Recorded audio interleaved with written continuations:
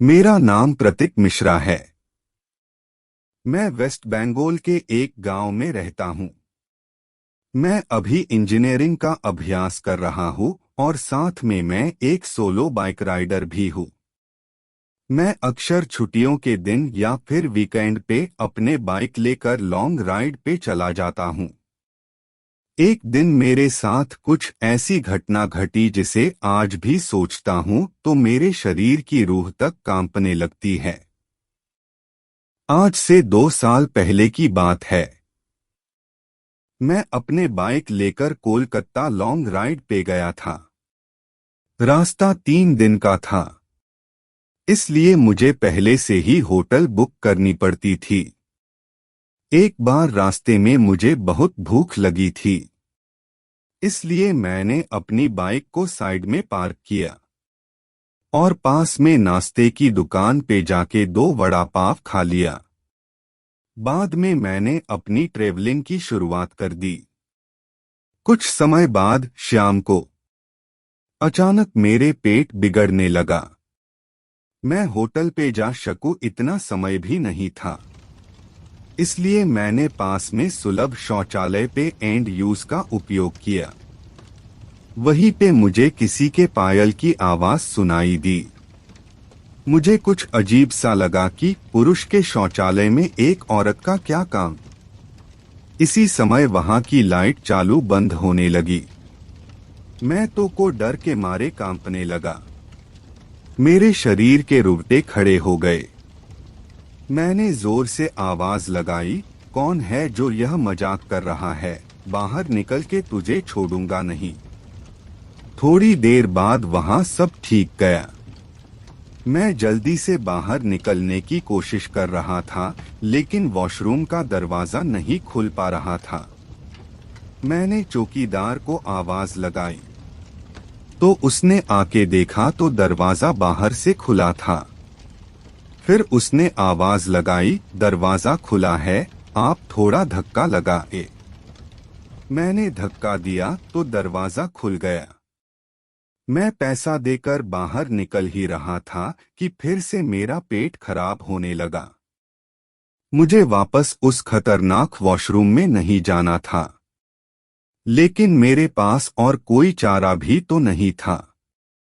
इस बार लगभग 2-3 मिनट हुई होगी कि वापस से लाइट चालू बंद होने लगी और साथ में कोई स्त्री की हंसने की आवाज भी आ रही थी।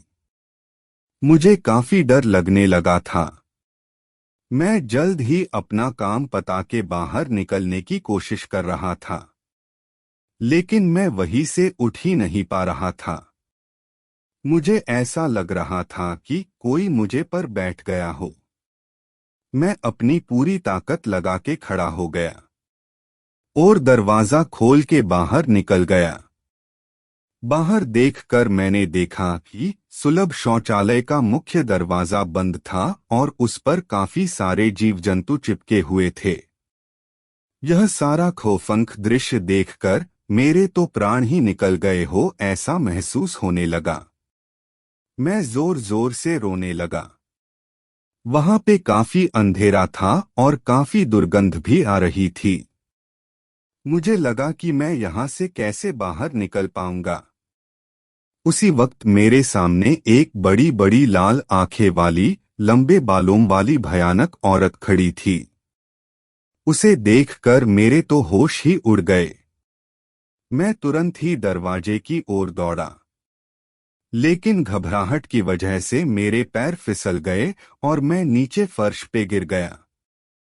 पायल का आवाज कर रही वो भयानक औरत मेरी तरफ आ रही थी।